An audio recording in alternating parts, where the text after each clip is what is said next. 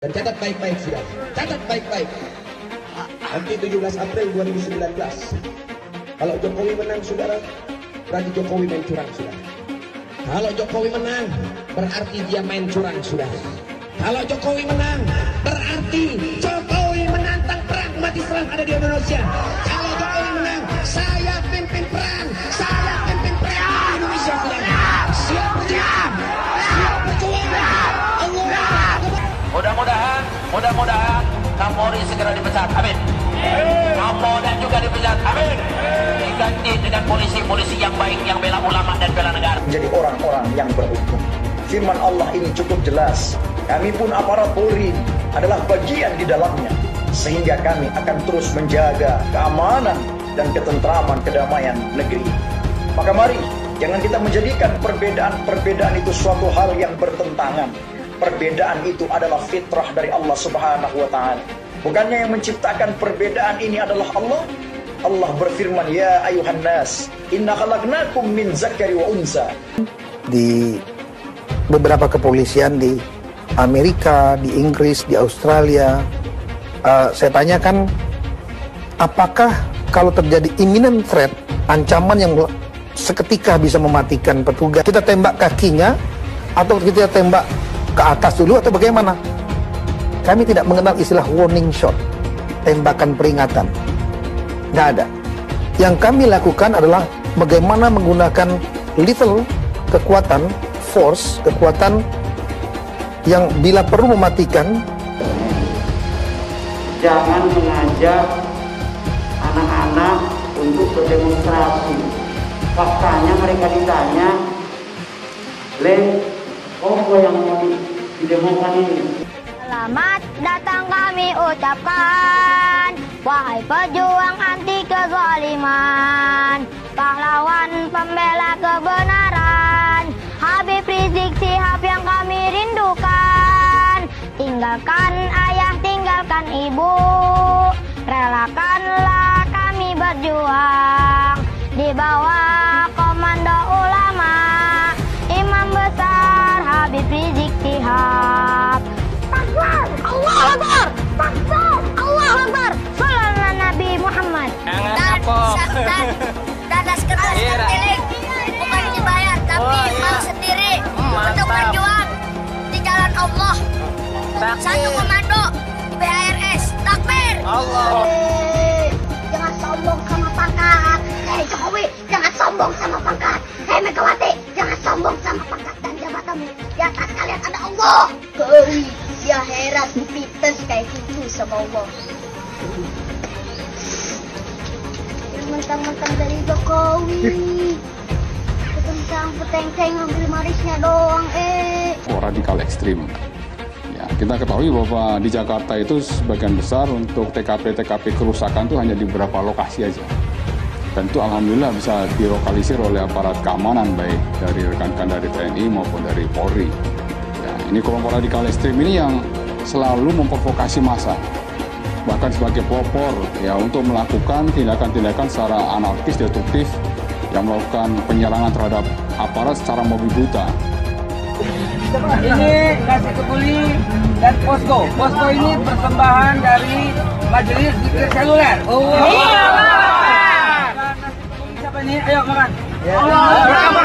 Berkah, ayo ambil berkah. Takbir, Allahu Akbar. Persembahan dari Mbak Mami Soeharto, Mbak Titi. Amin. Mendesak Bapak Presiden untuk segera mencopot Kapolri dan Kapolda Metro Jaya demi keamanan bangsa, demi kehormatan polisi itu sendiri.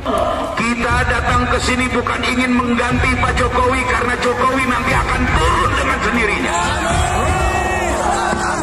Sumber masalah di negeri ini adalah presiden, saudara-saudara.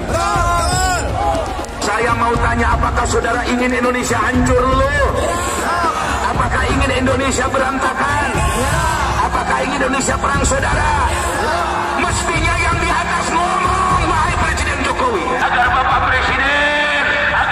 Presiden mencopot Kapolri dan mengganti Kapolda Metro Jaya. Takbir. Takbir. Masih banyak polisi baik yang siap menggantikannya. Amin. Masih banyak polisi baik yang siap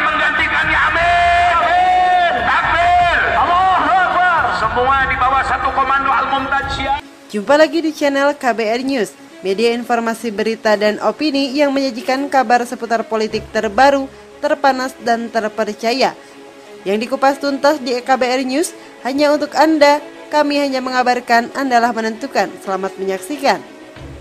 Di beberapa kepolisian di Amerika, di Inggris, di Australia, saya tanyakan, apakah kalau terjadi imminent threat, ancaman yang seketika bisa mematikan petugas, kita tembak kakinya atau kita tembak ke atas dulu atau bagaimana? Kami tidak mengenal istilah warning shot, tembakan peringatan. Nggak ada.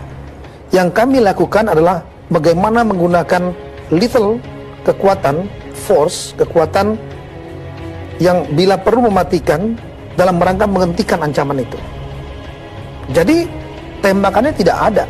Bagi mereka tembakan ke kaki, nggak ada. Kalau seandainya bisa ke kaki, ya bagaimana kita jarang latihan nembak, orangnya lagi bergerak, bagaimana kita mau nembak tepat ya? Yang penting ancaman itu terhenti. Kalau kepalanya bagaimana? Kepalanya bila perlu. Yang penting ancaman kepada masyarakat dan petugas itu bisa terhenti. Nah, bahkan dengan undang-undang HAM, ya, anggota kepolisian dapat dikatakan melanggar HAM dalam dua hal. Satu, dia melakukan tindakan yang berlebihan, atau dia tidak bertindak sama sekali padahal ada ancaman kepada masyarakat saat itu. Dia diberikan senjata, itu bukan hanya untuk membela diri dia, tapi dia juga diberikan senjata di seluruh dunia untuk membela kepentingan keselamatan publik. Ada orang misalnya sudah jelas menggunakan pisau di depan mata jarak 1 meter, laki-laki kepada ibu-ibu yang lemah, 1 meter sudah mau nusuk begini, polisi pegang senjata, dia tidak tembak itu pelakunya, dia melanggar HAM by omission, yaitu polisi melakukan pembiaran sehingga ibu ini meninggal dunia.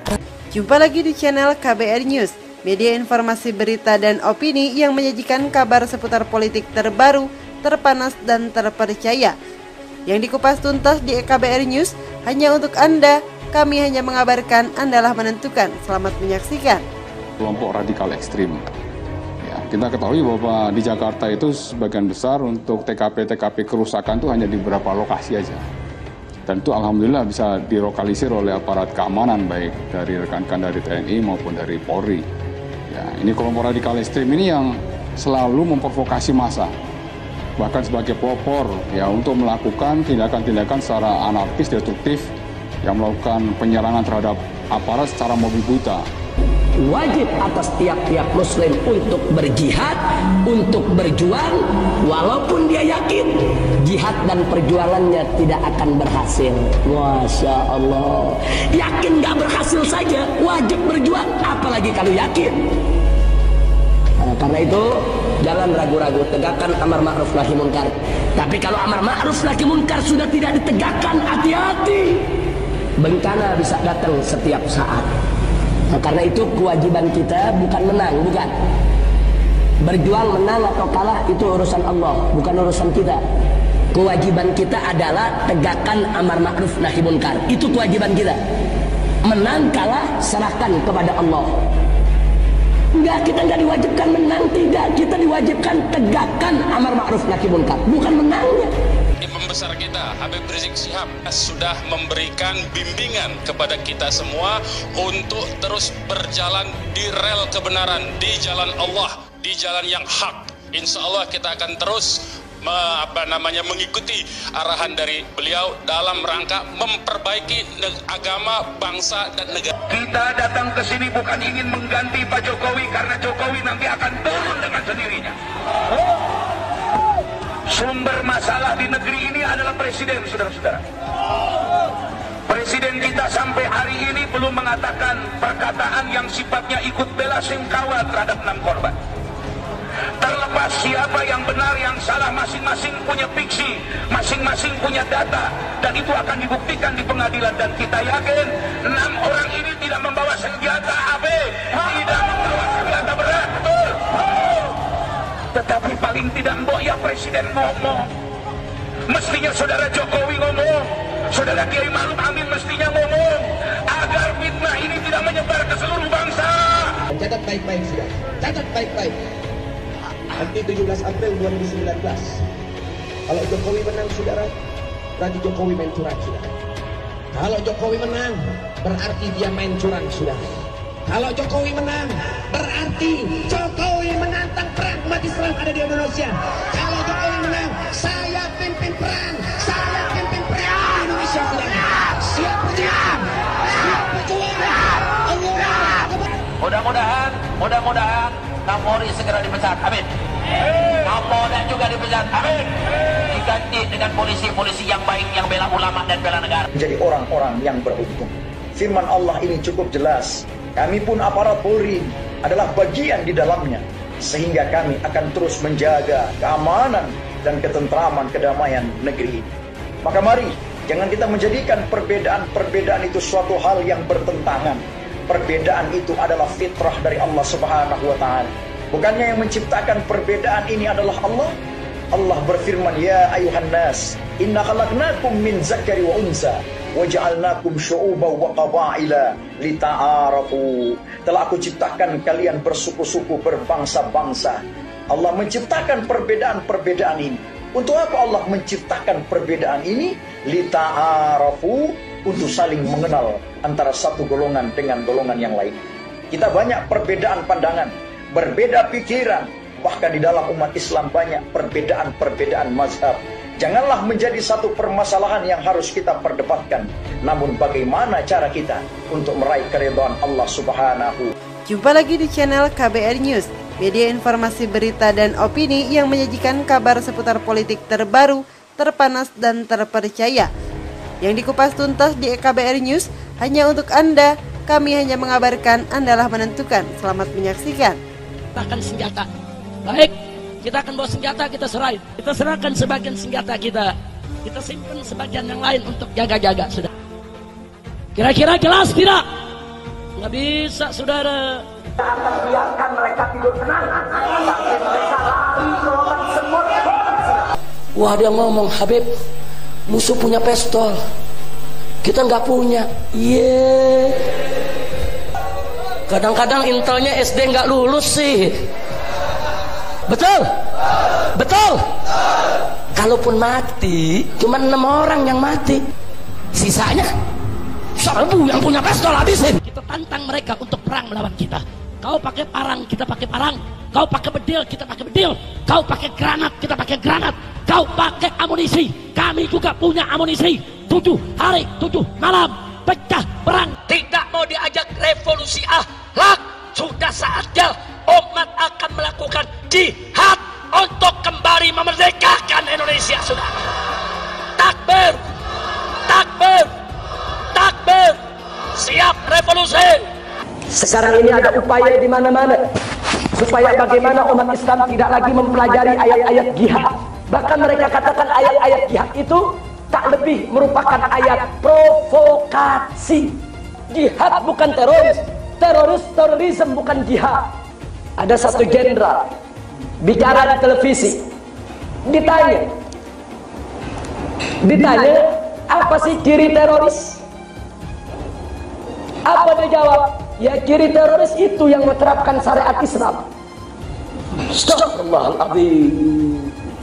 Maka saksikanlah, hei dunia, hei jin dan manusia, saya adalah termasuk golongan teroris. Presiden tidak minta maaf, menteri tidak minta maaf. Kami akan ajak umat Islam rame-rame turun, kita demo kepung istana presiden supaya tidak kurang ajar. Takbir. Presiden goblok. Udah menteri agamanya saudara sesat, kurang ajar. Korinya dajjal, istananya menjadi istana iblis. Kalau saya ajak turun kepung istana, siap tidak? Siap tidak?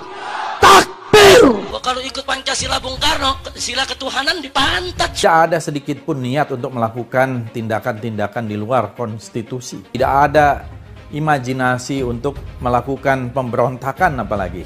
Kenapa Habib Rizik dijadikan musuh? Copot segera Pangdam Jaya. Jadi kalau tentara dan polisi nggak bisa menegakkan hukum di sana, nggak berani untuk menangkap para pelaku, suruh pakai BH sama rok. Saya mau tanya, namanya kita ganti jangan? Jadi apa? Jadi apa? Teriak yang serempak, lebih keras, lebih kompak. Jokowi kita ganti namanya menjadi Jokodok, sudah. Setuju? Siap turunkan Jokodok? Siap turunkan Jokodok? Siap lengserkan Jokodok? Takbir! Siap turunkan Jokodok? Apa pantas odok mondok di istana? Siap keluarkan dari istana? Siap lengserkan? Takbir! Siap serbu istana? Siap serbu istana? Siap ambil alih kekuasaan? Takbir! Kalau besok terjadi lagi peristiwa penyerangan terhadap umat Islam, saya minta kepada umat Islam tidak usah nunggu pemerintah, bunuh semua pendeta yang terlibat, sudah. Takbir! Berani bunuh pendeta-pendeta radikal, berani habisi Kristen radikal. Takbir! Jumpa lagi di channel KBR News, media informasi berita dan opini yang menyajikan kabar seputar politik terbaru, terpanas dan terpercaya. Yang dikupas tuntas di KBR News hanya untuk Anda. Kami hanya mengabarkan, Andalah menentukan. Selamat menyaksikan. Turun, kita demo, kepung istana presiden supaya tidak kurang ajar kepada presiden. Goblok, kurang ajar, presiden goblok. NKRI dari Sabang sampai Merauke tetap harus bersatu. Sejengkal tanah pun tidak boleh lepas dari pangkuan Ibu Pertiwi Indonesia yang tercinta. Jangan pernah mengakui kekuasaan siapapun, kepemimpinan siapapun yang berdiri atas dasar kecurangan dan kezaliman. Wakil Presiden Indonesia Ma'ruf Amin sempat bicara banyak hal mengenai pemimpin Front Pembela Islam atau FPI, Habib Rizik Syihab. Dia mengatakan Habib Rizik merupakan tokoh yang punya keinginan tinggi untuk mengubah situasi dan kondisi negara. Sayangnya, kata Ma'ruf Amin, Habib Rizik hanya menghendaki perubahan melalui cara-cara non-konstitusional, yakni melalui aksi-aksi dan sejumlah gerakan, sehingga semangat perubahan yang diusung Habib Rizik berpotensi memicu gesekan.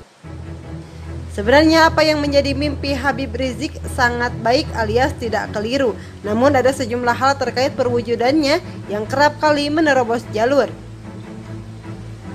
Saya sangat mengenal sosok Habib Rizik. Dia itu sebenarnya juga tokoh lokal, bukan transnasional seperti HTI atau aliran lain. Nah, cuma beliau itu agak tinggi atau afiliarnya ingin melakukan sesuatu mengenai perubahan situasi negara dengan cepat, ujar Ma'ruf Amin melalui video yang belakangan ini kembali viral dikutip Senin 9 November 2020. Saya kira karena dia ingin negara lebih cepat berubah, padahal dalam merubah itu ada tata aturannya. Di negara kita ada mekanismenya. Nah, mestinya kita itu melakukan perubahan dan perbaikan melalui mekanisme yang ada, berdasarkan kesepakatan dan tata hukum nasional kita. Kalau ditabrak maka terjadi benturan, sambungnya. Kalau saya memang harus berlandas pada rel mekanisme yang ada di negara kita ini. Dan itu menjadi komitmen saya, yaitu dalam kerangka NKRI. Nah, itu saya kira karena dia itu ingin lebih cepat mau berubah.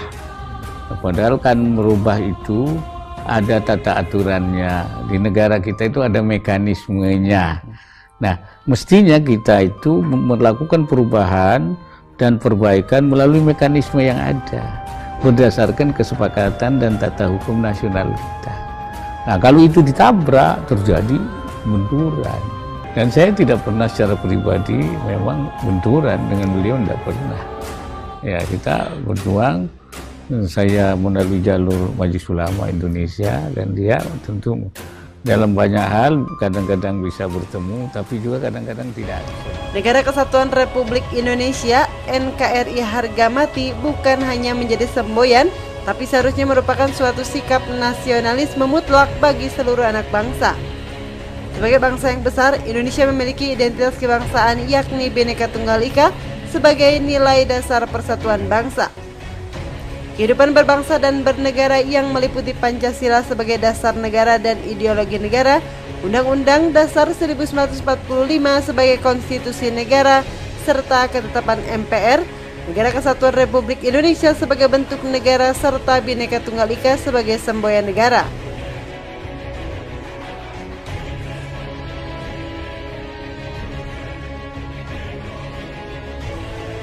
Tantangan yang dihadapi bangsa Indonesia saat ini diantaranya lemahnya pengamalan agama, abai terhadap kepentingan daerah, serta timbulnya fanatisme kedaerahan. Kurang berkembangnya pemahaman dan penghargaan atas kebinekaan dan kemajemukan.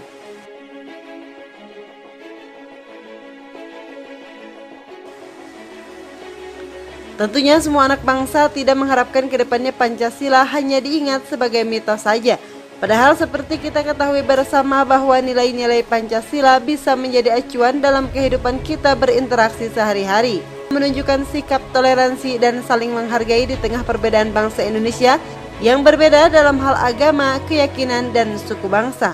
Ini wajib dipahami dan diamalkan secara keseluruhan, diantaranya semboyan negara Bhinneka Tunggal Ika. Bagian dari 4 konsensus kehidupan berbangsa dan bernegara itu dalam keseharian tidak hanya sebatas semboyan untuk dihafal, tetapi pedoman bernegara sebagai solusi bagi kemajemukan bangsa ini. Kemajemukan sebagai berkah dan potensi kekuatan bersama, bukan sebagai pemecah belah sosial.